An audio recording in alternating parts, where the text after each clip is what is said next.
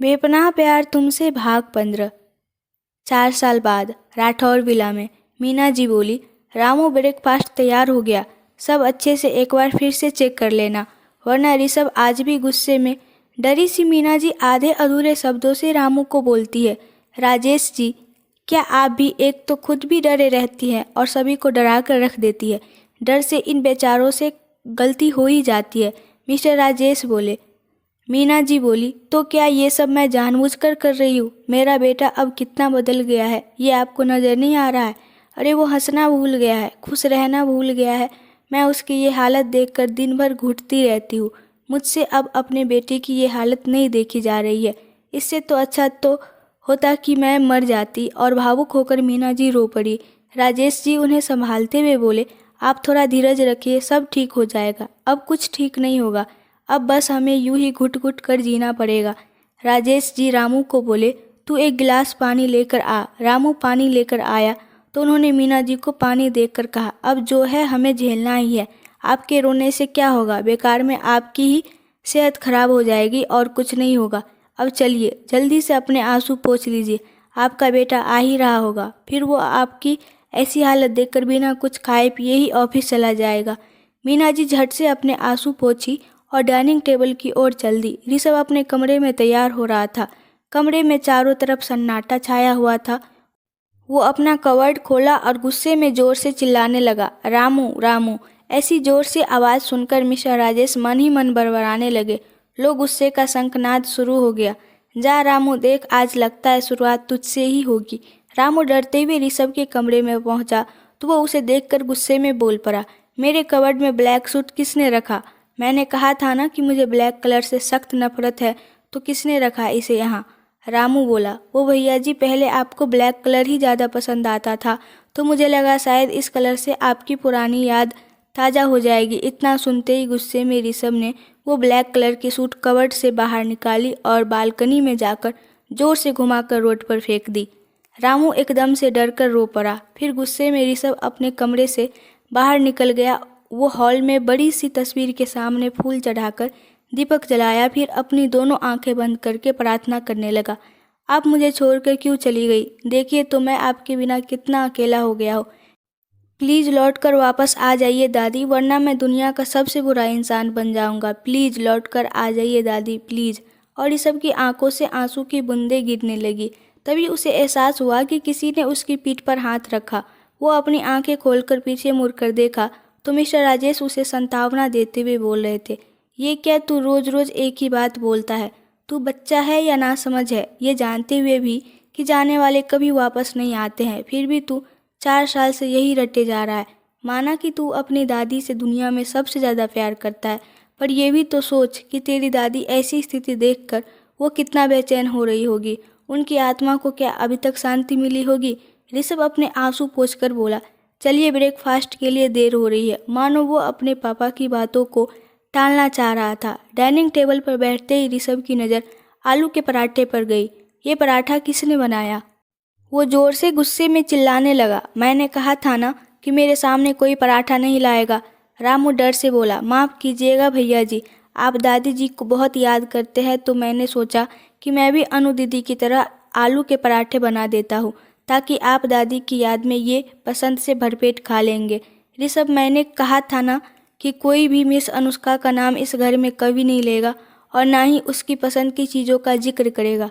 तुम्हारे कान में गंदगी है या तुम मुझे तकलीफ देने के लिए ऐसा कर रहे हो? गुस्से में ऋषभ बोला। आश्चर्य से मायूस होकर रामू ऋषभ को देखता रह गया और बोला, मैं आपको तकलीफ में देखना चाहता हूँ भैया जी? मैं तकलीफ तो आप हम सब को दे रहे हैं। खुद को तकलीफ में रखकर सच तो ये है कि आप अनु दीदी को कभी भूल ही नहीं पाए हैं, उनकी यादों की घेरों से खुद को आज़ाद ही नहीं कर पाए हैं। तभी तो उनकी हर पसंद नापसंद से आपको फ़र्क पड़ता है। और आप जो अपना ये रूप हमारे सामने रखते हैं ना, गुस्से वाला, हम अच्छी तरह जानते हैं इसके पीछे आज भी हमारे पुराने वाले भैया जी है। सच तो है कि आप आज भी उनसे बहुत प्यार करते हैं। ऋषभ बोला, बस इससे ज़्यादा मत बोलना। ऋषभ अपना हाथ उठाकर 5 उंगलियां अलग अलग करके बोला, पापा आज ही इसका हिसाब कीजिए और इसे इसके गांव का रास्ता बता दीजिए।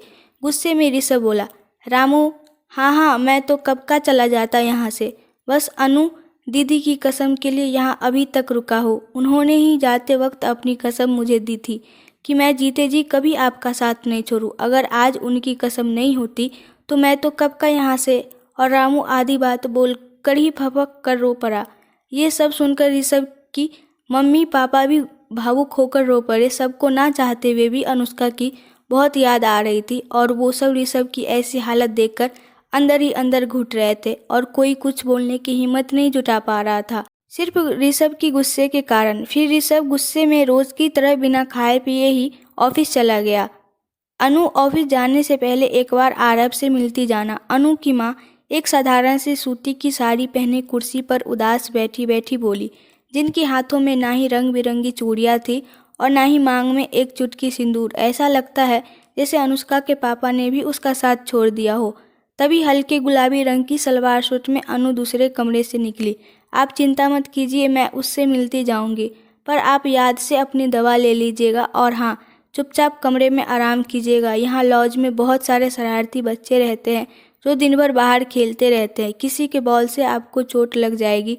हाँ हाँ जानती हूँ, पर दिन भर कमरे में मेरा भी दम घुटता रहता है। सोच सोच कर मानो दिमाग फटने लगता है। अब आगे क्या होगा, मैं हमेशा यही सोचते रहती हूँ। अनुष्का बोली, इसीलिए तो मैं आपको बार बार बोलती हूँ कि पिंकी को कुछ दिनों के लिए अपने पास बुला लीजिए।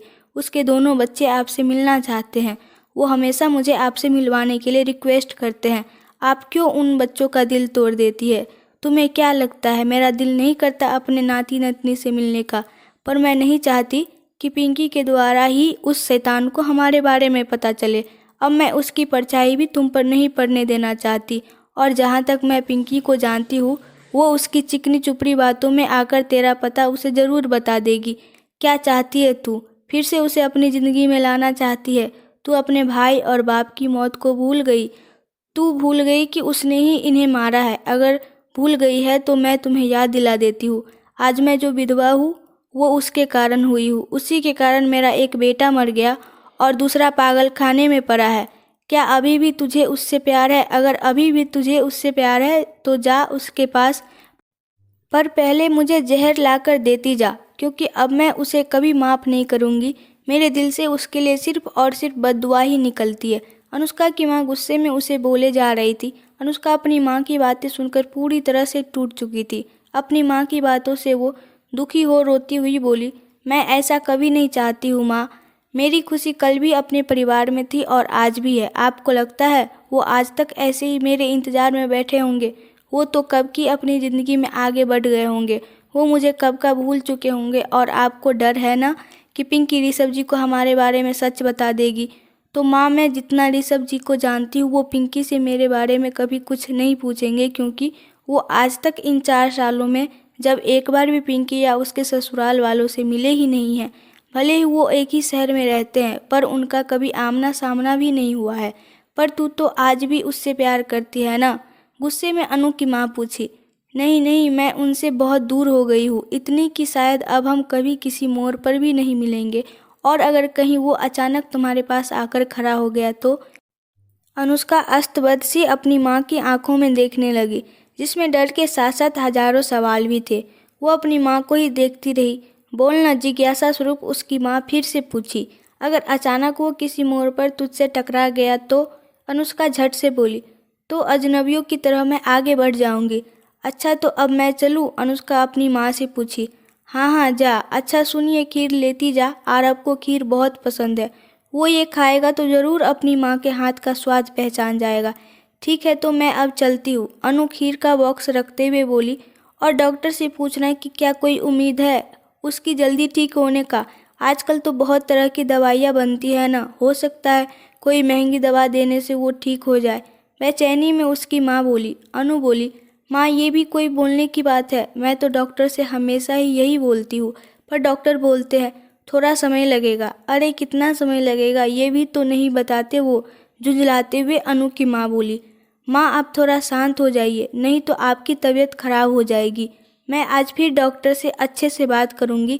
चलिए अब मैं जा रही हूँ, आप दरवाज़ा अंदर से बंद कर लीजिए। और अनुष्का अपने घर से निकलते ही सोचने लगी, आखिर आपने ऐसा क्यों किया ऋषभ जी? जो माँ आपको इतना प्यार करती थी, जो आपको भगवान मानती थी, वो आज आपका नाम भी अपने ज़बान से नहीं लेना चाहती है। मैं भी आपसे बहुत नफ़रत करना चाहती हूँ, पर पता नहीं दिल कहीं न कहीं आपसे नफ़रत करने ही नहीं दे रहा।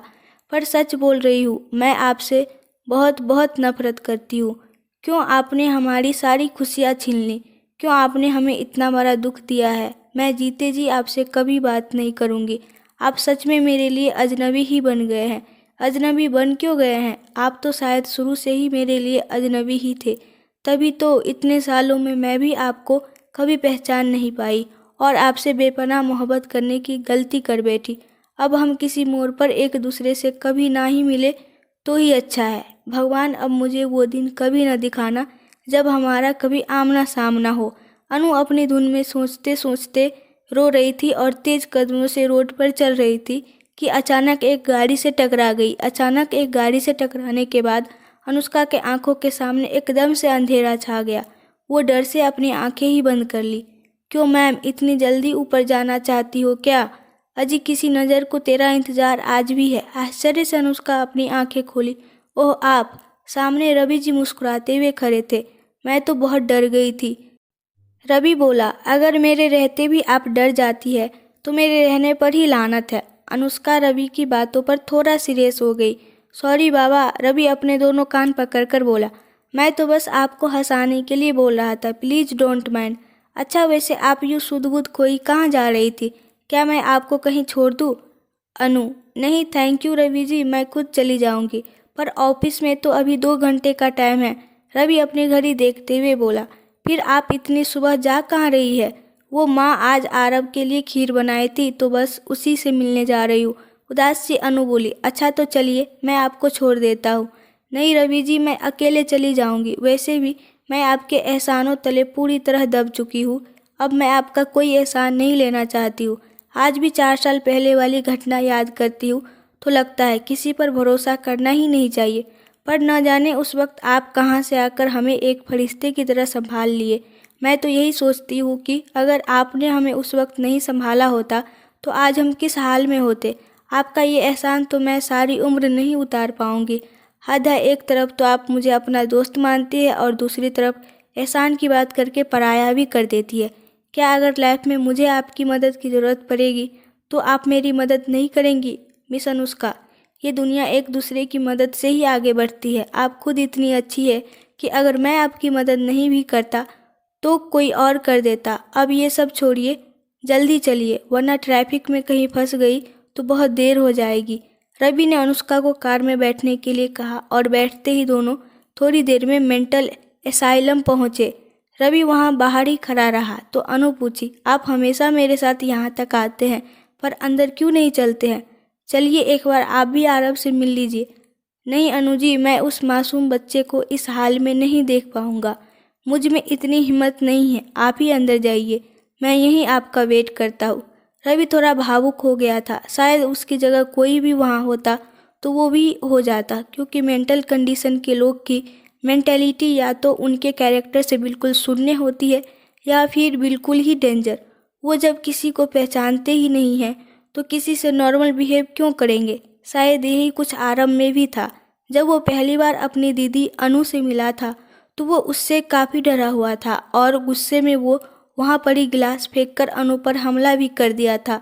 पर बार बार अनुष्का के जाने और डॉक्टर्स नर्स के समझाने पर कि ये तुम्हारी अपनी बड़ी बहन है, वो सिर्फ और सिर्फ अनुष्का को ही पहचानता था और किसी को नहीं। इसलिए तो अनुष्का की माँ अभी उससे चाहकर भी कभी नहीं मिल पाती थी, क्योंकि किसी अनजान को देखते ही उसे दौरा पड़ने लगता था और वो पागलों की तरह चिल्लाने लगता था।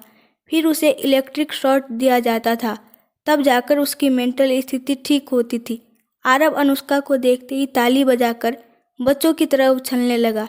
दीदी दीदी आ गई, मेरी दीदी आ गई। अनु मुस्कुराते हुए बोली, देख तो आज मैं तेरे लिए क्या लाई हूँ। आरव बोला, क्या देखूँ? तो वो हड़बड़ाकर अनु से टिफिन छीनने लगा और इसी हड़बड़ाहट में उसके हाथों से टिफिन छूटकर फर्श पर नीचे गिर गई।